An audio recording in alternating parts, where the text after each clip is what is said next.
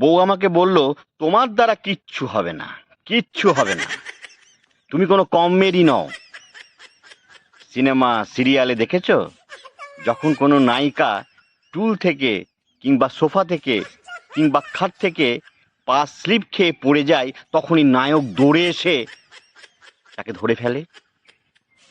সিনটা 10 সেকেন্ডের জন্য ফ্রিজ হয়ে যায়। এখানে নায়ক, এখানে নায়িকা একে অপরের দিকে অনেকক্ষণ তাকিয়ে থাকে। উফ, কি রোম্যান্টিক দৃশ্য।